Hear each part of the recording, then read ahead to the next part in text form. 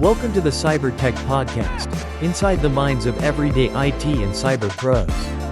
Your host, Mike Fierros, will dive deep into the world of IT and cybersecurity, bringing you the stories and insights of professionals who are making waves in the field. From how they got started, to their most exciting projects, and their advice for aspiring tech enthusiasts, we cover it all. So, whether you're an industry veteran or just getting started, join us as we explore the fascinating minds behind the technology that shapes our world. Let's get started. Hey guys, how's it going? Mike again, Cyber Tech Podcast, inside the minds of everyday IT and cyber pros. Just want to thank you guys again for the encouragement on social media. Also, just to mention, pretty soon here, I'll be launching a Cyber Tech Podcast merchandise store. So selling shirts, hats, and the reason I'm doing that just get support, upgrades on a microphone and stuff like that. So that way I've had a couple of people ask me on social media if I want to sell any shirts. And so I thought that was a great idea. And I'll be launching that here pretty soon. And this past October was Cybersecurity Awareness Month. So, for those of you interested to get into cybersecurity, definitely check out resources out there. Again, another resource is this podcast right here. Today's guest is actually a really good friend of mine. I worked with him at Daystar TV Network in Texas, where I was on the help desk team, and he's actually a network engineer. Knew him for a long time, even moving back to Arizona. We stay in contact. We're in group chat with other coworkers of ours and stuff like that. And this is a gentleman I wanted to bring on here because he has a wealth of knowledge and always loves helping people, whether it comes to networking, help desk, it doesn't matter. Anything with information technology, cybersecurity, he's willing to lend a hand. And this is episode number 7. And the gentleman I have right here, his name is Greg Brunson. He's a network engineer at Nexstar Media Group. What's up, Greg? How's it going? Pretty good, man. Thanks for having me, man. I appreciate it. No, you're welcome, man. Thanks for being on the podcast. I know the times are different between Arizona and Texas, so I appreciate you, man, trying to get in here. Still trying to get that mountain time down, but I'm getting it. Yeah. No, I hear you on that. No, man, like I mentioned, you were, we both worked at Daystar Television Network back in Texas, in Bedford, Texas, and when I was working with you, Greg, you're one of those guys, man, that even though you're on the network team, like you're willing to help a hand and help us, help desk guys when I was on the help desk team when it comes to setting up computers or trying to troubleshoot stuff. And, I don't say this often, but like working with y'all at Daystar with the IT department, that was probably one of my best IT teams that I was a part of. And the fruit of it is, we're still chatting, we still chat and goof around, even though we don't work with each other. So I'm grateful for that for you, Greg. No, thanks, man. I'm grateful for getting to know you. I'm always willing to lend a hand when it's needed. I basically just brought up that way. I don't know any better. All I know is work. So I hear you. I'll do what needs to be done, from the ground up. So, we did those Heart for the Worlds and everything. You standing up computers like you just mentioned, and doing doing the call center and all the networking for all that and all that stuff. I didn't mind helping you guys out one bit. No, I appreciate that, man. And Greg, for the listeners, tell them a little bit about yourself and how you got into IT. Yeah, so basically, my story is somewhat interesting. I had some exposure to computers like when I was probably 12 or 13, and I would build 386s and 486s. I'm showing my age. Nice. Back in the day, when AOL was a big thing, and that's when I started getting into computers, and I kind of ventured away from that in high school. I kind of just graduated high school, and I was just content with not, pursuing anything outside of that or going to college or anything. It was pretty interesting. My mom prayed every night, to God, lead my son to where he needs to go. And what we ended up doing was we went to this tech school out here in Waco that you get hands-on, and it's called TSCC, that you can get hands-on degree in 2 years and get out what you need to know. And we went to the computer networking department, and I just fell in love with it, dude. Like I started ground up over there, and just basically that's where I started. Got my 2-year degree from there. Also, 2 years ago, I got another degree from there, a cybersecurity degree. So I got Nice. a degree in computer networking and system administration and in cybersecurity. So I'm covered on both Nice. cybersecurity and the networking side. After that, I started out working in the Dallas Fort Worth area as a help desk guy. uh, I realized I wanted to advance my skill set and go a little bit further to the networking because I'm always and enjoyed the networking aspect of how everything works from firewall, switch, out, Mm. all those devices. So I built my skill set up and basically have moved from different places to learn different environments, technologies and all that stuff. So that's kind of like where I'm at now. Also got certifications. So that's basically my background is I've just basically, resume builder, go from some different place, go to another place, like learn and grow. And I feel like in this and Mm. this, and you have to constantly be able to evolve and grow and be able to adapt if you want to grow. I'm a firm believer in education, dude. Like if you can learn as Mm. much as you can, that's how valuable you're going to be. Especially working in IT, cybersecurity, like you, it's one day technology is really advanced, and next day it's obsolete. And so, no, you're right. It's always evolving. It's always advancing and stuff like that. You mentioned about the school that you went to, Greg. Down is that in Waco, Texas? Yeah, so The it's school. used to be an old Air Force base. They converted Nice. it into a college. It's a technical college. That's cool. They've got several.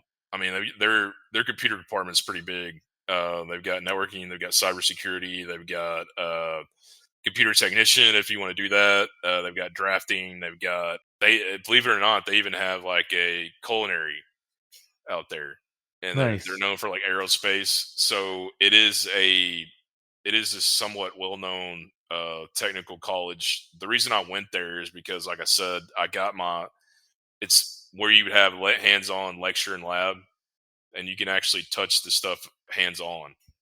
Oh, cool. So it gives you some experience of what a real OTG job on job training would be like before you got out. Mm. So on our final projects, I took a final projects class. We had to build a network. You basically build our own Counter Strike server. Oh, nice. I built my own Counter Strike server with a partner of mine, and we had to build out our own network. Network computers together, and basically get them to talk to each other, do the punch downs, all that stuff. Um, basically ground up. So that's just a little bit of exposure that I got to when I was there. It's not just something that you read and like, okay, you read this on the internet, you learn it. It's actual hands on. So that's what drew me to that college. I like that you're able to, before going to the workforce, like you mentioned, you touched the equipment, used it, learned the ins and outs of it, worked as a team with a partner, even maybe even as a class as a whole. And you know what, Greg, it does show. When I was working with you at Daystar, like all that skill set, that's super important. That paid dividends because, like I said, when I was working with you, you didn't mind getting dirty. Like you didn't mind moving computers in a dusty warehouse to, in a studio right there at Daystar and stuff like that. So that it definitely shows. And Greg, how important is it, you think, for those that are trying to undecided if they want to go into university versus a tech school? Really, Mhm. what I say is just do your own research and make up your decision yourself. Nice. You can really just go with what fits best with you. My situation may be different than somebody else's situation. That's just what worked for me. You need to give basically, like I said, do your own research, figure out what works for you, and just go with your best path forward. If you want to go networking, that's great. If you want to go cybersecurity, that's great. If you want to go these different fields, don't like I said, don't be afraid to branch out.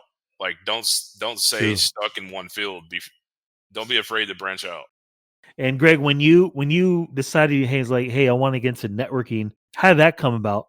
Earlier, when we went over there to look at the computer center, I stopped by several departments. Cybersecurity was barely starting when I was back then because we're talking about like 2001 or 2002.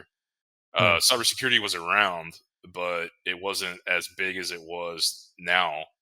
Mm. Um, they had computer networking and system administration, and then they had computer technician, and then they had computer programming. I knew that I didn't want to do computer programming because I'm not a developer. I don't have the background to do that, and I didn't have any desire to do that. Basically, my background and when I was 13 or 14, that took me back to those old school days when I used to build computers and stuff like that.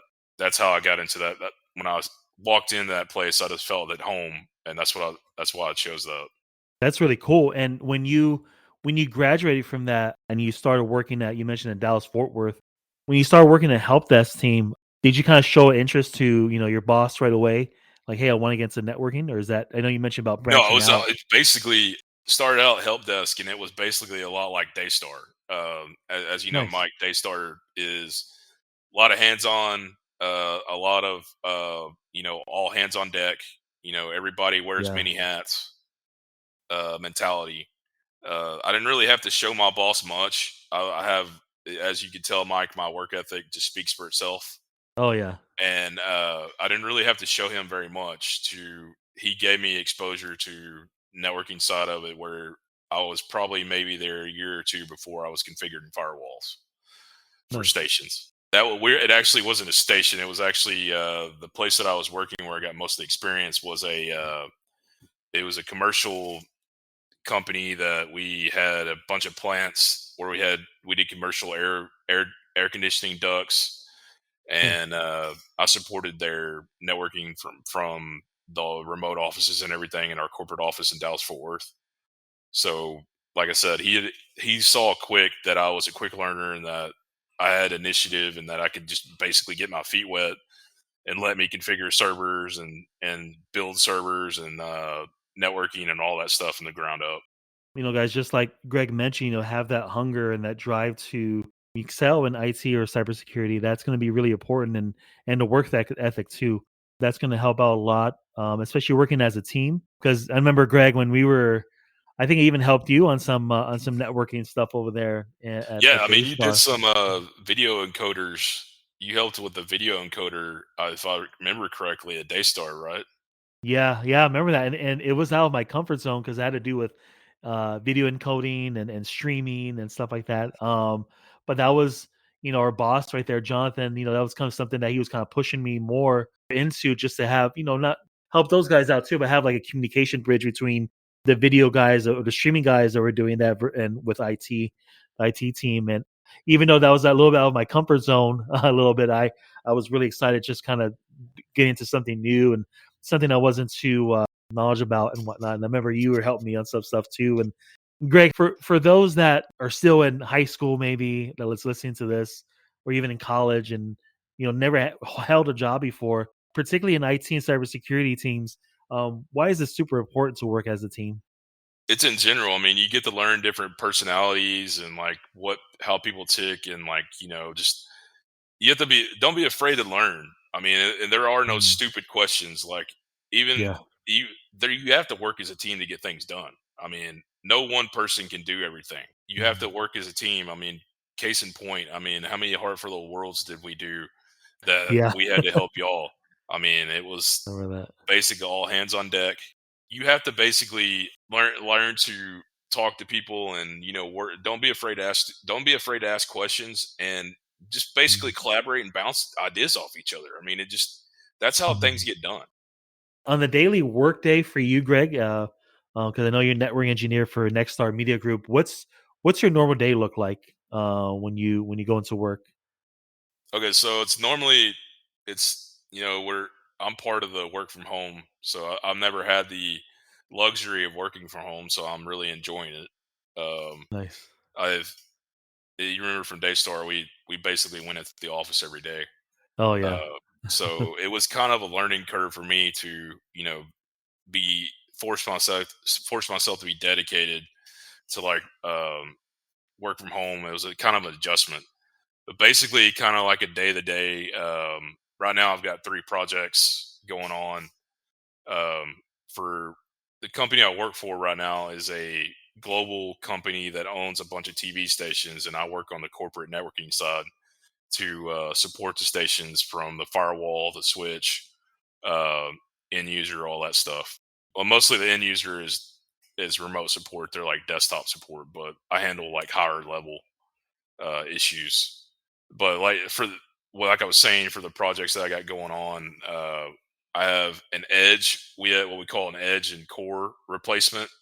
The core is the QFX switches that were replacing the Cisco 6509s with the Nice. QFXs, Juniper QFXs. Then we're doing the edge switches, which are the switches that the phones go into, and the computer desktops, replacing those. Also the 6509 blades with the Juniper edge switches that are the 3400s and the 4300s. And so what I'm doing is Mm. they have an IP scheme that we follow, and I do a one-to-one replacement for those. Build the core switch out with the routing and everything, and then from there, the VLANs live on the core, and then out to the edge switches. Extend those out to the edge switches for the phones and desktops and all that stuff. So that's kind of like a project I've got going on now. Also, Nice. I have another project going on where I'm helping with a YouTube, where we're going YouTube. We have video and decoders and encoders that we have a company called LTN that basically does the video for us out to, we just push to their Cisco switches where our encoder sits in line of that, and we're pushing the YouTube. So like all the Mm. football games you're seeing like on YouTube are pretty much us. Uh, Nice. we've got some Fox affiliates. Well, some of our stations are Fox affiliates, so we're on Sundays. We're doing the football games on Sunday, stuff like that. So those are kind of the projects I got going on, and then basically we're also doing some Fortinet replacement, Fortinet upgrades for firewalls and the Fortinet APs. So those are kind of the projects I got going on. Nice. That's really cool. Like, especially remotely. Like, I've talked to some students here in Arizona, and even those people that love the idea of working remotely. And you're right, Greg. At first, working remotely from home, especially working in IT, it's a little bit different because usually you're on prem all the time, and so working remotely, it's a little bit different. Even though the use of cloud portals and cloud technology and whatnot helps a lot. But there are times that I tell folks, when you work from home, you gotta be really, really disciplined and really plan out your work week. Like you mentioned, Greg, you have projects you have to do and stuff like that, and you have to kind of work around your calendar and work really efficiently because it's like you're not there on prim, but at the same time, there are times you might have to go on prim. Those that want to work remotely, Greg, I think because there's a lot of young folks out there that tell me, "Hey, I would love the idea to work remotely." Would that be a good start working in IT remotely, or should they work a little bit on the help desk on prem and get to know different technologies? Well, I mean, I guess could be hand in hand. I think a lot of the jobs now are hybrid, right? Yeah, true. I notice I think some of them are 3-2, and then some of them are 2-3. It just depends on the company. And I'm going to go back to what I said earlier about it Mhm. just really depends on the person and if their personality. I mean, you know yourself best. True. Me, for instance, it working from home, I can get a lot more done. It took me longer to figure that out. Yeah. Like you touched on earlier about disciplining yourself. I remember when I first started here, it was hard for me to discipline myself to be like, okay, this is what I need to do for this day, and this is what I need to do for the next day. But yeah, I mean, you just basically have to stay disciplined. And right now, I can pretty much get more done being at home than I can in the office because I'm not bothered. You know, when I'm bothered, that's when I get distracted. I can't get my True. job done. So that's I would say basically it comes down to the person. To be honest, it really truth. It depends on if you want to learn hands on or hands. It doesn't hurt either way. It just really depends on the person. To be honest. No, that's really good insight because I know I have there's some folks that listen to the podcast or do work in the industries, and I had a couple folks reach out to me that are thinking about having their team moving to like a hybrid model instead of working on prem or even total remote team See, and they're and talking about whatnot. doing that for us now. They're talking Oh, about nice. ours is we're fully remote, but hybrid, isn't it? They're talking about, our CEOs talking about doing hybrid. It hasn't happened yet, but I can see it happening because it seems like since the pandemic's over now, since I think that Mhm. everybody's going to be going hybrid, that just seems to be the work model that people are doing now. Yeah, I think so, and like it, I've heard from other podcasts and just on the old school radio. I've heard companies and or even potential employees are looking for that company that they're looking for hybrid or totally remote. And yeah, no, you're right, Greg. Like a lot of people, my company that I work for, Lomac IT, we're a total remote team, like all of us. And there's times where we have to be on prem. We'll go on prem with the client and whatnot. But yeah, it's what employees are looking for, that those companies that the work the hybrid model like you mentioned, or fully remote team.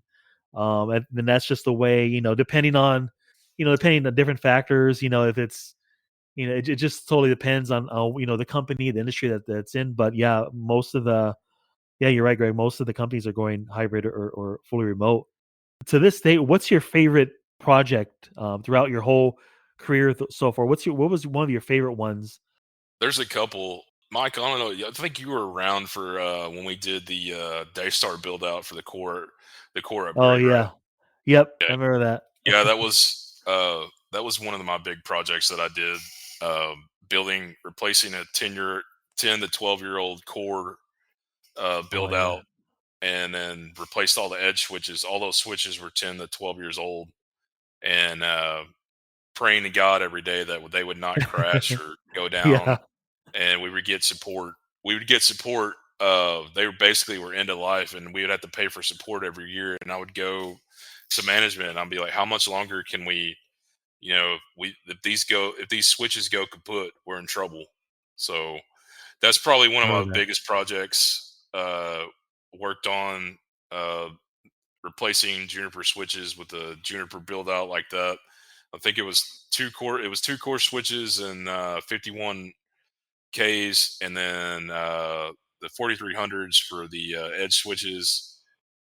Two big projects that I'm real proud of right now that I worked on here at Nexstar. Our Washington Bureau office. I got to travel to Washington D.C. for a couple of times Nice.